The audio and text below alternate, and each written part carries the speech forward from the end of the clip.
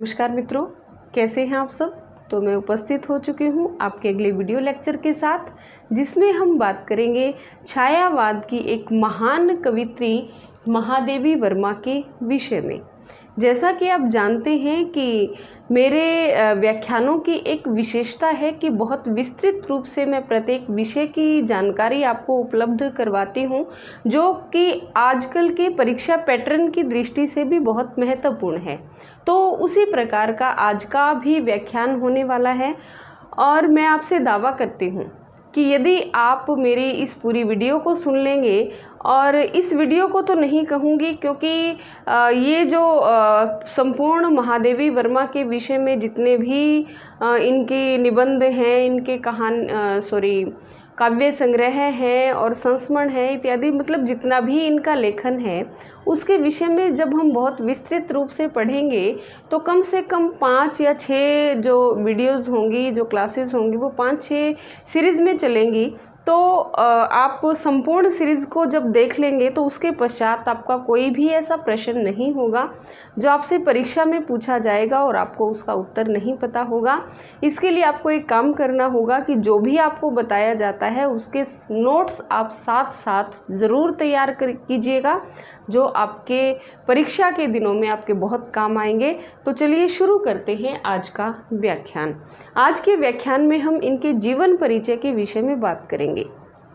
मित्रों, जैसा कि आप जानते हैं कि महादेवी वर्मा छायावाद के 4 प्रमुख स्तंभों में से एक मानी जाती है और इन्हें छायावाद की जो है वो दुर्गा या शक्ति भी कहा जाता है।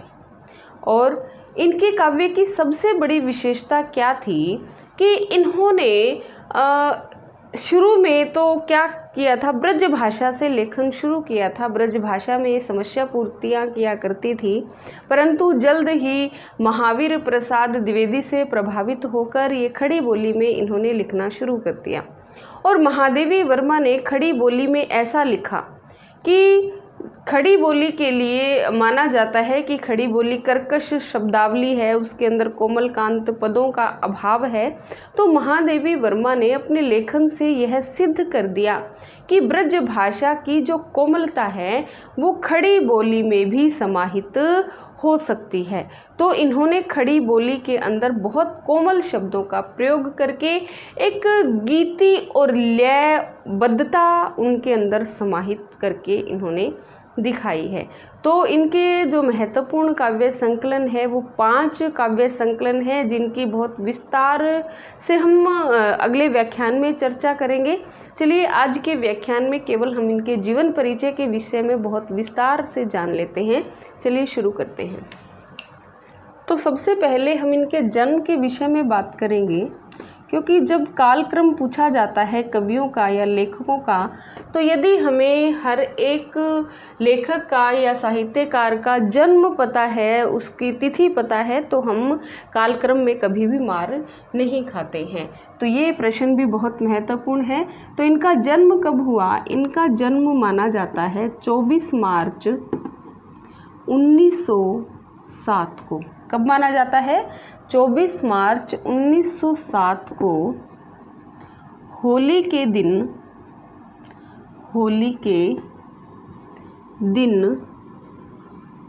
उत्तर प्रदेश के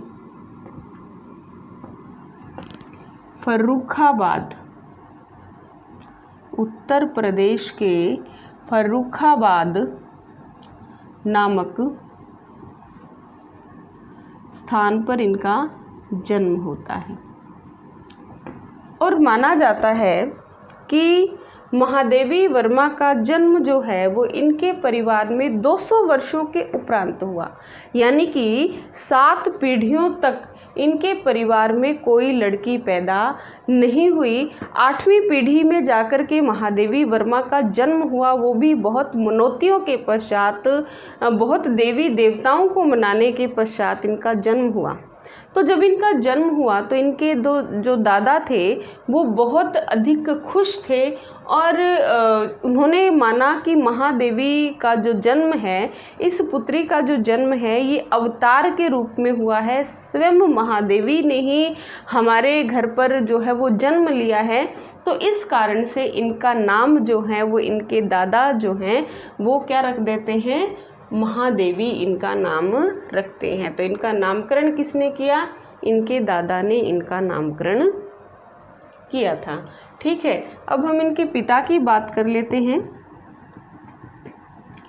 इनके पिता का नाम था गोविंद प्रसाद वर्मा। गोविंद प्रसाद वर्मा इनके पिता का नाम था और ये कायस्थ जाति से संबंधित थे। और जैसे हमने बहुत से साहित्यकारों के विषय में पढ़ा कि बहुत गरीब परिवार में उनका जन्म हुआ, चाहे हम प्रेमचंद की बात करते हैं, चाहे हमने ओम प्रकाश वाल्मीकि की बात की, चाहे हमने मैत्री पुष्पा की बात की कि बहुत संघर्षों में उनका जीवन बीता और संघर्षों से निकलकर ही वो एक हीरे के रूप में चमके। परंतु जो महादेवी वर्मा का जन्म है वो एक संभ्रांत परिवार में हुआ। बहुत अमीर राजा रजवाड़ों के खानदान में इनका जन्म हुआ था। नौकर चाकर इनके घर पर काम करते थे।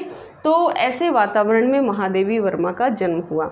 और महादेवी वर्मा के जो पिता थे गोविंद प्रसाद पांडे या गोविंद प्रसाद वर्मा, वो क्या थे, एक बहुत पढ़े लिखे व्यक्ति थे। उस जमाने में एमए, अंग्रेजी में एमए इन्होंने किया हुआ था और भागलपुर के कॉलेज में ये प्राध्यापक थे।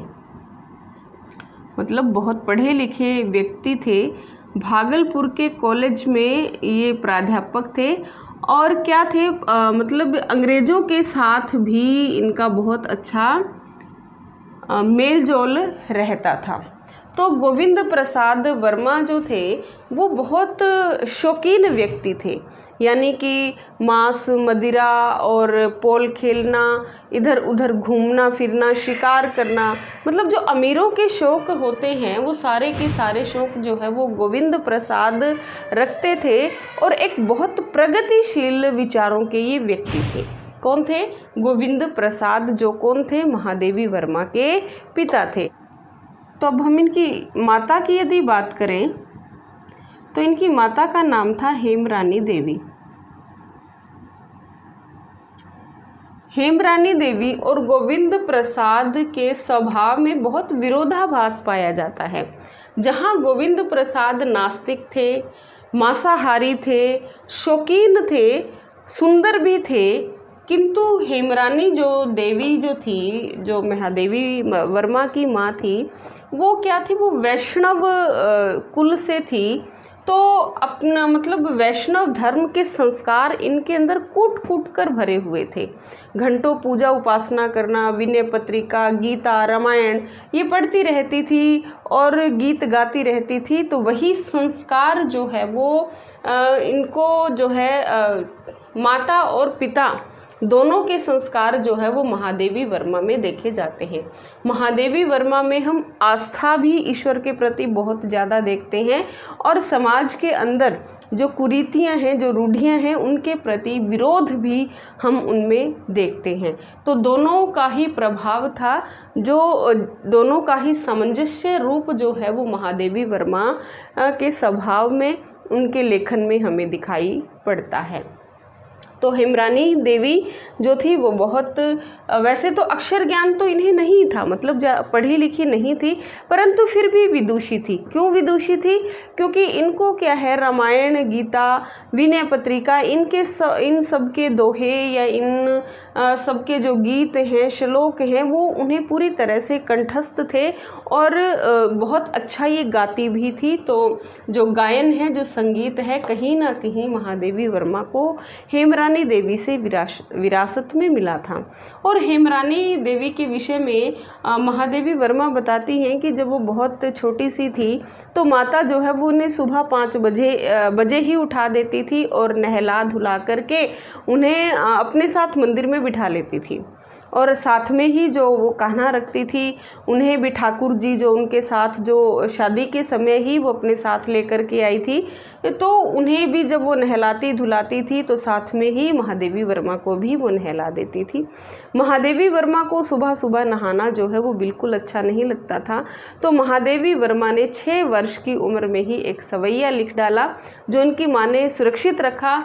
जैसे कि वो लिखती हैं, ठंडे पानी से नहलाती, ठंडे पानी से नहलाती, ठंडा चंदन इन्हें लगाती, ठंडे पानी से नहलाती, ठंडा चंदन इन्हें लगाती, इनका भोग हमें दे जाती,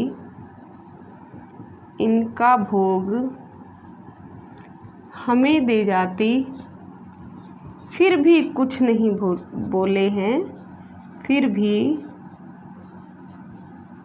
कुछ नहीं बोले हैं, माँ के ठाकुर जी भोले हैं, माँ के ठाकुर जी भोले हैं। यानी कि ये जो तुकबंदी है ये इन्होंने केवल 6 वर्ष की आयु में ही यह तुकबंदी कर दी थी और माँ के पास ये तुकबंदी जो है वो सुरक्षित थी। तो ये इनकी बाल पत्रिका में ये तुकबंदी इनकी छपी थी फिर बाद में। तो क्या कहती हैं वो कि ठंडे पानी से नहलाती, ठंडा चंदन इन्हें लगाती, इनका भोग हमें दे जाती, फिर भी कुछ नहीं बोले हैं, माँ के ठाकुर जी भोले हैं। तो ये तुकबंदी ये केवल 6 वर्ष की आयु में ही कर देती हैं। तो ये प्रतिभा जो लेखन की थी वो इनमें जन्मजात ही थी, कहीं से सीखने की या किसी की ट्रेनिंग की इन्हें आवश्यकता नहीं थी। तो माता हेमरानी देवी के विषय में हमने पढ़ा। अब हम बात कर लेते हैं इनकी शिक्षा दीक्षा की। शिक्षा, तो महादेवी वर्मा का जो परिवार था, जैसा कि मैंने आपको बताया कि बहुत धन धान्य से संपन्न था, तो महादेवी की जो प्रारंभिक शिक्षा हुई वो इंदौर के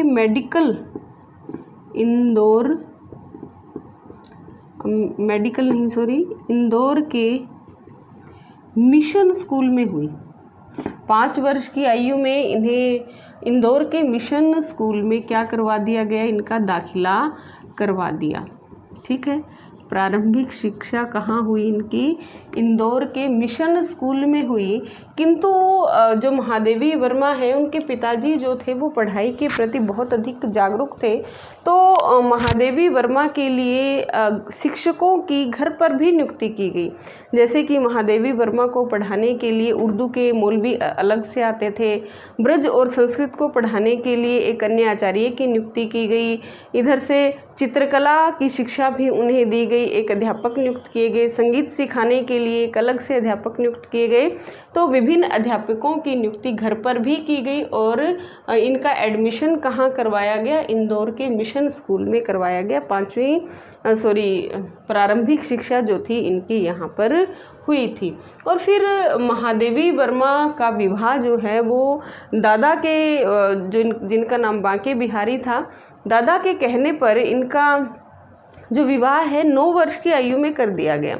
वैसे तो महादेवी के जो पिताजी थे वो बहुत अधिक प्रगतिशील विचारों के व्यक्ति थे, परंतु कहीं ना कहीं अपने पिताजी की आज्ञा मानना भी वो अपना धर्म समझते थे। तो पिता की आज्ञा के अनुसार महादेवी वर्मा का विवाह जो है वो रूप नारायण वर्मा के साथ जो है वो 9 वर्ष की आयु में ही इनका विवाह कर दिया जाता है। परंतु महादेवी वर्मा उस वैवाहिक जीवन को बिल्कुल भी स्वीकार नहीं करती हैं, तो जिस कारण से इनकी पढ़ाई में विघ्न आ जाता है। परंतु फिर 1919 ईस्वी में 1919 में ये क्या करती हैं, इलाहाबाद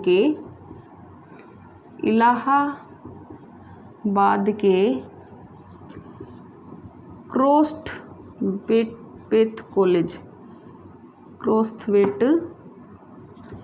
कॉलेज में ये दाखिला लेती हैं और फिर वहीं पर ये छात्रावास में ही रहना शुरू कर देती हैं। महादेवी वर्मा जो थी वो पढ़ाई में भी बहुत अधिक इंटेलिजेंट थी, बहुत निपुण थी, तो जिस कारण से 1921 में जब इन्होंने मिडल की परीक्षा पास की, यानी कि 8वीं की परीक्षा पास की, कब 1921 में, तो ये क्या है, जो उत्तर प्रदेश है, संपूर्ण उत्तर प्रदेश में इनका प्रथम स्थान इन्होंने प्राप्त किया था, और जिसके लिए इन्हें छात्रवृत्ति भी प्राप्त हुई थी। यानी कि 8वीं में पूरे उत्तर प्रदेश में इन्होंने प्रथम स्थान प्राप्त किया था। फिर 1925 ईस्वी में इन्होंने क्या की, मैट्रिक की परीक्षा पास की। 1925 में मैट्रिक की परीक्षा पास की, और मैट्रिक की परीक्षा में भी क्या किया इन्होंने, मैट्रिक की परीक्षा में भी इन्होंने उसी प्रकार से पूरे उत्तर प्रदेश में प्रथम स्थान हासिल किया और छात्रवृत्ति प्राप्त की। परंतु सबसे अच्छी बात ये है, या सबसे गौरव की बात ये है कि 1925 में मैट्रिक तक आते आते जो महादेवी वर्मा है, ये सफल कवित्री के रूप में पूर्णतः स्थापित हो चुकी थी, क्योंकि 1925 तक इनकी जो कविताएं हैं वो विभिन्न पत्र पत्रिकाओं में छपना शुरू हो गई थी, क्योंकि 11 वर्ष की आयु में ही इनकी एक जो प्रथम कविता इन्होंने लिखी जिसका नाम था दिया, जो 1918 में इन्होंने लिखी थी, जब ये केवल 11 वर्ष की आयु में ही थी, तो दिया इनकी जो कविता है वो सरस्वती पत्रिका में प्रकाशित हो चुकी थी, केवल और केवल 11 वर्ष की आयु में। जिस सरस्वती पत्रिका में अपना लेखन छपवाने के लिए बड़े से बड़े, महान से महान जो साहित्यकार हैं वो धूल फांकते रहते थे, जल्दी से उनकी कविताएं छपती नहीं थी। देखिए जो निराला है, वो जूही की कली को लेकर जब मैथिली इधर महावीर प्रसाद द्विवेदी के पास जाते हैं, तो केचुआ या रबड़ छंद की कविता कह करके उनकी कविता को अस्वीकृत कर दिया जाता था है। तो ऐसे जो महावीर प्रसाद द्विवेदी हैं वो महादेवी वर्मा की कविता को छापने का काम करते हैं, जो एक बहुत बड़ी बात उस समय थी 1925 में। फिर 1932 में ये क्या करती हैं, 1932 में प्रयाग महिला विश्वविद्यालय, प्रयाग या इलाहाबाद कह सकते हैं, प्रयाग विश्वविद्यालय से ये संस्कृत में एमए की परीक्षा पास करती हैं, संस्कृत में एमए करती हैं, ठीक है। किंतु ये बताती हैं अपनी जीवनी में कि जो महादेवी वर्मा है वो बनारस हिंदू जो कॉलेज है वहाँ से संस्कृत में एमए करना चाहती थी, परंतु वहाँ के जो आचार्य हैं उनका रवैया जो था वो औरतों के प्रति बिल्कुल भी अच्छा नहीं था। वो इस बात को स्वीकार नहीं करते थे कि औरतें वेद पढ़ें, तो इन्हें बहुत बुरा लगा उस समय, और इन्होंने रुष्ट होकर के फिर, और कोई जब उनके पास कोई ऑप्शन नहीं बचा, तो विकल्प नहीं था, तो इन्होंने क्या कर लिया, प्रयाग विश्वविद्यालय से ही संस्कृत में एमए कर लिया। तो महादेवी वर्मा बताती हैं कि जिस समय मैं एमए करने जाती थी तो उस समय जो समाज के लोग हैं, जैसे उच्च शिक्षा प्राप्त करने वाली लड़कियों को चरित्रहीन मानने लग जाते हैं, उन्हें लापरवाह मानते हैं, उन्हें मानते हैं कि ये तो समाज के नियमों को तोड़ रही हैं। तो ऐसी अवस्था में वो कहती हैं कि मैं बिल्कुल एक छाया की तरह जाती थी, मतलब पूरी एमए कर ली मैंने, लेकिन मैंने कभी किसी से कोई बात नहीं की, किसी लड़के से बात नहीं करती थी। एक कोने में इनकी कुर्सी रखी हुई होती थी क्लास में, और उस कुर्सी पर बैठकर ही ये अपना पूरा मतलब जो अपना क्लास लेती थी, और उसके पश्चात उस कुर्सी से ही उठ करके वापस आ जाती थी। कभी किसी से बातचीत करना या किसी प्रकार की हंसी ठिठोली करना, ऐसा इनका कोई मतलब ही नहीं था, क्योंकि उस समय का समाज जो था उससे ये बच करके रहना चाहती थी। तो ऐसी अवस्था में इन्होंने 1932 में प्रयाग विश्वविद्यालय से संस्कृत में एमए की, और संस्कृत में जब ये एमए कक्षा में थी तो इनके 2 काव्य संग्रह प्रकाशित हो चुके थे, जो हिंदी जगत के बहुत महत्वपूर्ण काव्य संग्रह माने जाते हैं। जैसे 1930 में इनका जो था वो निहार प्रकाशित हो चुका था और 1932 ईस्वी में इनका रश्मि प्रकाशित हो चुका था। तो 2 काव्य संग्रह जो है वो एमए की कक्षा में पहुँचते पहुँचते इनके प्रकाशित हो चुके थे। और ये भी नहीं कि छोटे मोटे काव्य संग्रह होंगे, निहार में 47 कविताएं संकलित हैं और रश्मि में 35 कविताएं संकलित हैं। ठीक है, तो ये थे इनके काव्य। तो हमने इनकी शिक्षा दीक्षा के विषय में बातचीत की। अब हम इनके विवाह के विषय में बात कर लेते हैं जो बहुत रोचक भी है। तो चलिए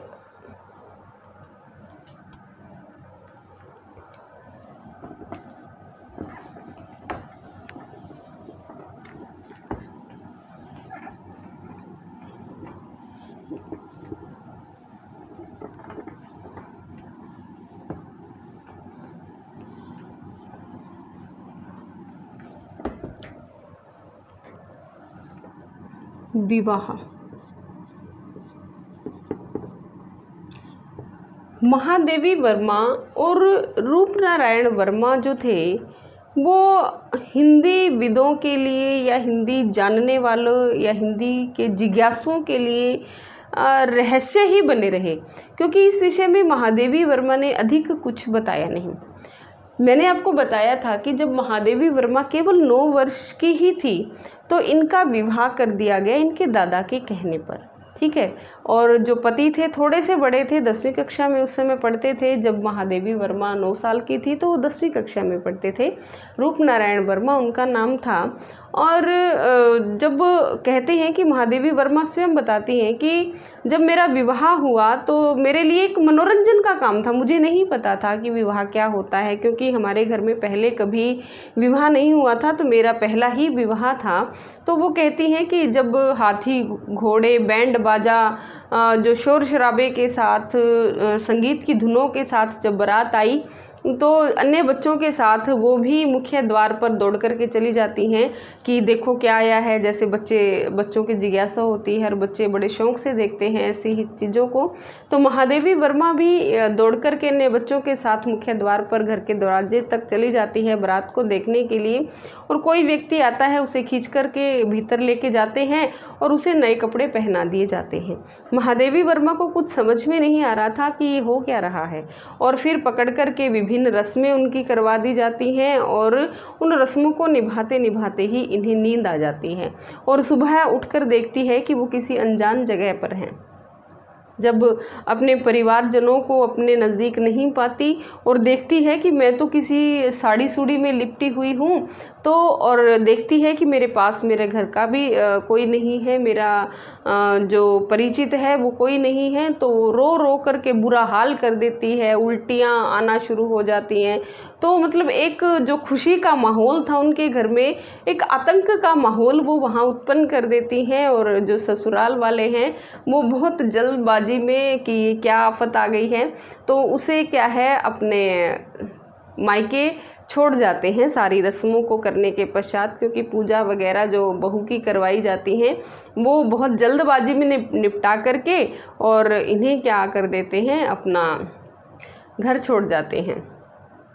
और फिर महादेवी वर्मा जो है वो पढ़ना चाहती थी, परंतु इनके जो ससुर थे महादेवी वर्मा के, वो लड़कियों के पढ़ने के पक्ष में बिल्कुल भी नहीं थे। ये महादेवी वर्मा का सौभाग्य ही कह लीजिए कि जब महादेवी वर्मा की शादी को 1 साल ही हुआ था तो इनके ससुर की जो है वो मृत्यु हो जाती है और महादेवी वर्मा के लिए शिक्षा के द्वार खुल जाते हैं और महादेवी वर्मा ने पुनः अपना जो अध्ययन है वो शुरू कर दिया। फिर जैसे मैंने आपको बताया कि छात्रावास में इन्होंने दाखिला लिया, परंतु जब महादेवी वर्मा का गोना होने की बात आई कि पहले क्या करते थे लोग कि शादी तो बहुत छोटी उम्र में कर देते थे, परंतु जो गोना होता था वो तभी होता था जब लड़की को थोड़ी सी समझ आ जाती थी। तो महादेवी वर्मा के गोने की जब बात हुई तो महादेवी वर्मा जो थी वो थोड़ी सी समझदार हो चुकी थी, शादी के विषय में जानना उसने शुरू कर दिया था, उसे पता लग गया था कि शादी क्या चीज़ है। तो महादेवी वर्मा ने अपने पिता का विरोध किया। उन्होंने किया कि उस अल्प आयु में किए गए विवाह को मैं नहीं मानती। मैं उस व्यक्ति के साथ शादी नहीं करूँगी या वैवाहिक संबंध उसके साथ मैं नहीं निभा पाऊँगी, मैं ससुराल नहीं जाऊँगी। जब इस प्रकार का विरोध उन्होंने किया तो महादेवी वर्मा के पिता तो कहीं ना कहीं महादेवी को समझते थे, परंतु महादेवी की माँ जो है वो इस बात से बहुत दुखी हुई। उन्हें लगा कि बेटी हमारा जो है वो तिरस्कार कर रही है, हमारा अपमान कर रही है, हमारी इज्जत उछाल रही है।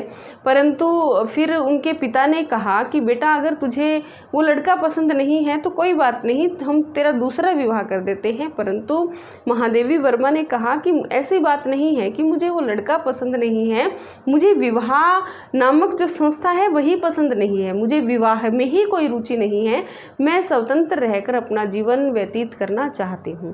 तो धीरे धीरे वो अपने आप को स्थापित करने में या अपनी बात समझाने में महादेवी वर्मा जो है वो कामयाब हो गई। तो उन्होंने रूपनारायण वर्मा को भी कहा कि मैं आपके साथ वैवाहिक संबंध जो है वो स्थापित नहीं कर सकती, तो अच्छा होगा कि आप दूसरा विवाह कर लीजिए। किंतु रूपनारायण वर्मा ने भी महादेवी वर्मा को मन में शायद बसा लिया था, वो दूसरा विवाह उन्होंने नहीं किया। वे छात्रावास में कई बार महादेवी से मिलने के लिए भी आते थे, दोनों में पत्र व्यवहार भी होता था, आपसी बातचीत भी होती थी, घर पर भी आया करते थे, परंतु कभी वैवाहिक जीवन उन्होंने साथ नहीं जिया। मतलब वो एक जिज्ञासा ही रह गई, वो रहस्य ही रह गया, वो किसी को आज तक समझ में नहीं आया कि महादेवी वर्मा के गीतों के अंदर जो पीड़ा सुनती है वो क्या है। कि जैसे वो अपने गीतों के माध्यम से अपने प्रियतम को बुलाती है, तो वो सब चीज़ें जो है वो आज तक एक रहस्य ही बनी हुई है, समझ में नहीं आया। क्योंकि महादेवी वर्मा जो है वो अपने जीवन की गुत्थी नहीं खोली, उन्होंने कभी किसी को इस विषय में अधिक उन्होंने नहीं बताया। तो महादेवी वर्मा का जो वैवाहिक जीवन था वो कुछ इस प्रकार का था। अब हम महादेवी वर्मा के उपनामों के विषय में जानकारी प्राप्त कर लेते हैं कि उनके उपनाम क्या क्या थे। महादेवी वर्मा को जैसा कि आप जानते हैं कि आधुनिक युग की मीरा कहा जाता है। क्या कहा जाता है महादेवी वर्मा को? आधुनिक युग की मीरा, ठीक है, जो बहुत प्रसिद्ध है। आधुनिक युग की मीरा किसे कहा जाता है? महादेवी वर्मा को। दूसरा, इन्हें क्या कहा जाता है? छायावाद की शक्ति या दुर्गा इन्हें कहा जाता है। जैसे कि छायावाद का जो विष्णु है वो किसको कहा जाता है? जयशंकर प्रसाद को कहा जाता है। नहीं सॉरी ब्रह्मा। छायावाद का ब्रह्मा कहा जाता है जयशंकर प्रसाद को। विष्णु कहा जाता है सुमित्रानंदन पंत को, और रुद्र कहा जाता है निराला को, और दुर्गा या शक्ति कहा जाता है महादेवी वर्मा को, क्योंकि छायावाद के 4 स्तंभ माने जाते हैं। और ये किसने कहा? ये कहा डॉक्टर कृष्णदेव झारी ने। ये तो लगभग सभी को पता होगा कि छायावाद की शक्ति या दुर्गा किसे कहा जाता है वो आप बता सकते हैं, किंतु यदि जो परीक्षक है वो बहुत गहराई में चला जाता है तो वो ये भी पूछ सकता है कि किसने कहा। तो ये किसने कहा? डॉक्टर कृष्णदेव झारी ने ये कहा कि महादेवी वर्मा छायावाद की शक्ति है, ठीक है। और तीसरा, इन्हें क्या कहा जाता है? रहस्यवाद की कवित्री। रहस्यवाद की कवित्री। चौथा, इन्हें कहा जाता है वेदना की कवित्री। पांचवा, इन्हें कहा जाता है हिंदी के विशाल मंदिर की, हिंदी के विशाल मंदिर की वीणा पाणी या सरस्वती। इन्हें क्या माना जाता है? हिंदी के विशाल मंदिर की वीणा पाणी या सरस्वती इन्हें कहा जाता है। और वो किसने कहा? महाप्राण निराला ने।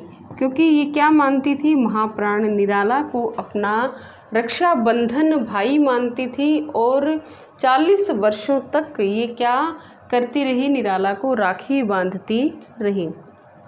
निराला क्या करते थे, इन्हीं से पैसे लेकर के इन्हीं को दे देते थे, किंतु ये जो थी ये एक पवित्र रिश्ते में विश्वास रखती थी, किसी प्रकार का लोभ या लालच इनको नहीं था। निराला के जीवन को व्यवस्थित करने का भी इन्होंने बहुत प्रयास किया, परंतु निराला के फकड़पन के कारण ये जो है वो उसमें असफल ही रही। और अब हम इनकी मृत्यु की बात कर लेते हैं। तो इनकी जो मृत्यु हुई वो 11 सितंबर 1987 यानी कि 80 साल की आयु में, बहुत लंबी आयु इन्होंने प्राप्त की। 11 सितंबर 1987 को इलाहाबाद में इनकी मृत्यु हुई।